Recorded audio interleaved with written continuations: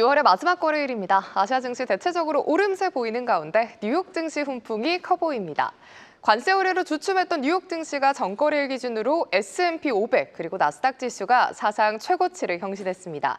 이에 아시아 증시까지 훈풍이 전해지면서 대체적으로 가권 지수와 항생 지수를 제외하고 빨간불을 켜고 있습니다. 특히 일본 증시가 그 훈풍을 가장 강하게 받고 있죠. 니케이 주가는 저번 주부터 연중 고점을 향해 열심히 달려나가는 모습입니다.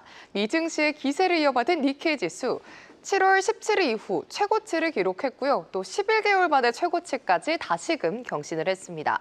오후장 들어서도 탄력이 터지지 않는 모습을 보였는데 견조한 상승세를 보여주다가 현재는 마감 다가오면서 그래도 고점 대비 상승폭을 줄이면서 여전히 줄이긴 했지만 그래도 0.9% 상승하며 4만 선을 상회하는 모습 보여주고 있습니다. 대만에는 무역 합의 청신호가 켜진 듯합니다. 블룸버그 통신이 미국이 대만을 포함해 일부 국가들과 무역 협상 합의에 근접하고 있다고 보도했습니다. 이와 관련해 대만 정부 역시도 미국과의 무역 회담에서 건설적인 진전을 이뤘다고 평가했습니다. 조만간 상호 관세 유예 기간 만료를 앞두고 가시적인 성과를 낼 수 있을지 관심이 쏠리고 있습니다. 이런 것과 다르게 증시는 혼란스러운 모습이죠. 오늘 대형주와 중소형주 모두 갈피를 못 잡으면서 가권 지수는 5거래일 만에 하락 전환했는데요. 오후장 들어서도 낙폭을 계속해서 키워나가는 모습입니다. 마감까지 체크해 보시고요. 현재 0.6% 하락하고 있습니다. 최근 분위기 좋은 인도 증시입니다. 이 가운데 인도 증시에 상장한 우리 기업이죠. 현대차 인도법인의 상승세가 심상치 않습니다. 인도 증시의 상승 랠리 그리고 여기에 현지법인의 실적 호조까지 맞물리면서 현대차 인도 주가가 브레이크 없이 달리는 모습입니다. 상장가였던 1960루피를 뒤로하고 최근에는 2100루피 선에 안착했습니다. 4월 이후로는 30%가량 반등하면서 저력을 보여주고 있죠. 기업 자체의 펀더멘탈도 단단하고요. 또 외부 수급이 개선된 점도 눈에 띄고 있습니다.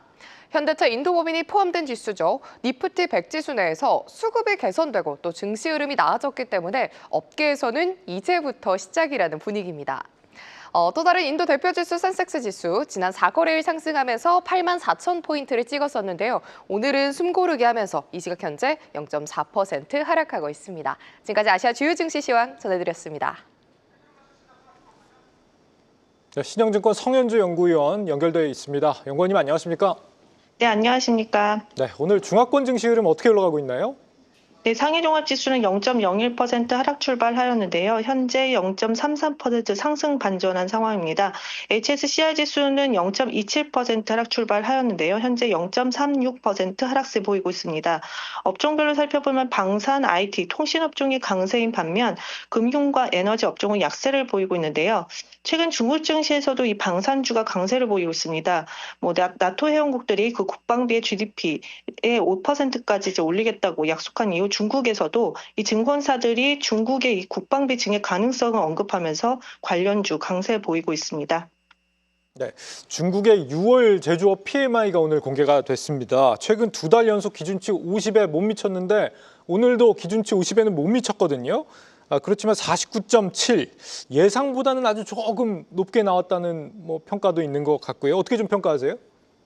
네, 그렇습니다. 오늘 오전에 이제 발표된 6월 통계국 제조업 PMI 지수가 49.7%로 전월 대비 0.2%포인트 상승했는데요. 항목별로 보면 생산, 신수주, 신수출 주문 지수가 각각 전월 대비 0.3%포인트, 0.4%포인트, 0.2%포인트 상승을 했습니다. 그리고 5월에 이제 관세가 인하가 되면서 신수출 주문 지수가 이제 소폭 반등을 한 상황이고 6.18 쇼핑 축제 등 스마트폰 소비 증가하면서 생산이나 소비 지표 는 좀 개선됐던 것으로 보이는데요. 다만 이제 6월 통계국 비제조업 PMI 지수는 50.5%로 전월 대비 0.2%포인트 상승했지만 좀 예상보다 상승폭은 좀 제한적이었습니다. 세분화해서 보면 건축업은 전월 대비 1.8%포인트 좀 많이 상승한 데 반해 서비스업 업종이 오히려 전월 대비 0.1%포인트 하락했는데요. 부동산 거래량이 이제 6월부터 반등하면서 건설업 경기는 좀 긍정적인 영향을 줬다는 판단인데 그럼에도 불구하고 서비스업 시장은 여전히 지지부진한 상황임을 알 수가 있습니다. 이 전반적으로 6월 PMI 지수는 계절적 영향을 감안한 정도의 좀 반등은 보여줬다라고 볼 수는 있는데요. 미중 관세 부과가 이제 일부 인하됐지만 아직 이제 30%가 적용이 되면서 연초 예상했던 20%보다는 여전히 높은 수준이고 8월 12일 이제 미중 관세 유예 기간 이후에 24%가 어떻게 변동될지 여부가 남아 있어서 아직 이 소비 심리 개선이 좀 지지부진하다는 판단입니다. 7월 중순에 발표되는 이제 2분기 GDP 성장률이 아마 4% 후반대로 이제 하락할 것으로 예상이 되는데요. 1분기에는 5.4% 대비로 봤을 때에는 만약에 이 조정폭이 어느 정도 되느냐에 따라서 중국 정부는 좀 더 적극적인 부양 정책을 지속할 수밖에 없고 그렇기 때문에 7월 말 정치국회를 좀 눈여겨볼 필요가 있는데 추가적인 부양 정책 내용이 발표될지 여부를 좀 확인할 필요가 있다는 판단입니다.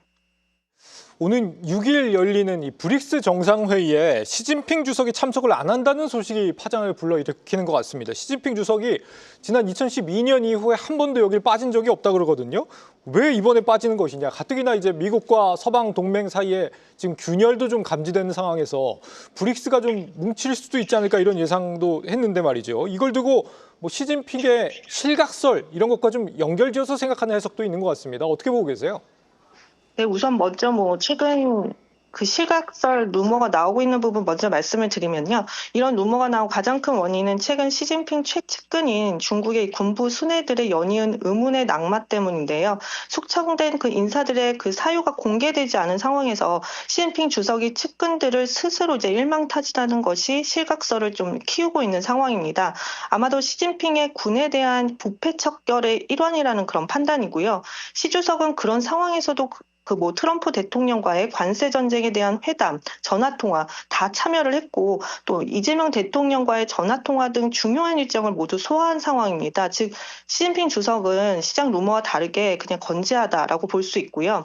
지난해 미국 국방부가 보고한 중국 군사력 관련 보고서에서 중국 군의 부패 문제를 좀 주제로 다뤘는데 2023년 7월 말 중국 당국이 무기 조달 조사를 공표한 이후 군 순회들의 이 낙마가 시작됐다라고 보고 있습니다. 따라서 최근에 이 브릭스 불참 배경은 이 시진핑 실각설과 연관되어 있다라고 보기보다는 이 브라질 자체 이제 어정쩡한 외교적 태도에 못마땅해서 아마 중국이 불참을 한 건 아니냐라는 그런 판단인데요. 사실 중국은 2023년에 2차례 또 작년 지난 5월 한 차례 이 브라질 대통령과 회동을 가진 바 있습니다. 그렇기 때문에 중국은 이제 공식적으로 회동을 가졌기 때문에 이번에 불참을 한다라고 했는데 사실적으로 이번 브릭스 회의 직후에 브라질 대통령이 또 인도 총리와 국빈 만찬을 이제 초대한 것에 대한 이제 중국의 좀 기분이 언짢은 것이라는 뉴스 보도도 있었는데요. 또 한편으로는 미중 관세 전쟁 속에서 대미 무역 비중이 높은 브라질이 자국의 피해를 우려해서 미국과 중국 사이에서 이제 양다리 외교를 취하는 것도 사실 못마땅하다라는 그런 의견도 있습니다. 중국은 브릭스를 확대를 해서 아마 반미 진영의 핵심으로 좀 삼으려는 의도도 있을 텐데 미국과의 전략적 관계를 포기할 수 없는 인도나 이 브라질 국가 입장에서는 중국의 뜻을 받아들이지 못하고 있는 그런 상황입니다. 이렇게 된다면 사실상 구조적으로 이 브릭스의 결속력 자체가 좀 약해질 수밖에 없다는 판단입니다. 네, 연구원님 오늘 말씀은 여기까지 듣겠습니다. 말씀 감사합니다. 네, 감사합니다. 네, 신영증권 성현주 연구위원과 함께했습니다. 아시아 증시 주요 뉴스입니다. 중국 최대 검색 기업 바이두가 자체 개발한 생성형 AI 모델을 30일에 오픈소스로 전환합니다. 업계에서는 바이두의 AI 모델 오픈소스 전환이 올해 초 딥시크와 같은 충격을 주는 게 아닌지 주목하고 있습니다. 도널드 트럼프 전 미국 대통령은 일본이 미국산 자동차 수입을 제한하면서 미국에는 일본차가 대거 수출된다며 불공정 교역이라 비판했습니다.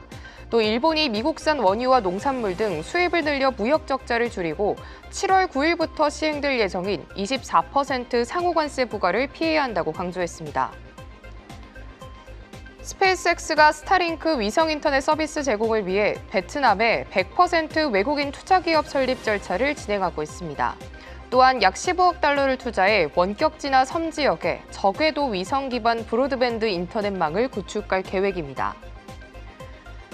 블룸버그 통신이 인도 증시와 관련해 밸류에이션 부담으로 열기가 약화됐고 올해는 인도가 좋은 해가 아니라고 평가했습니다.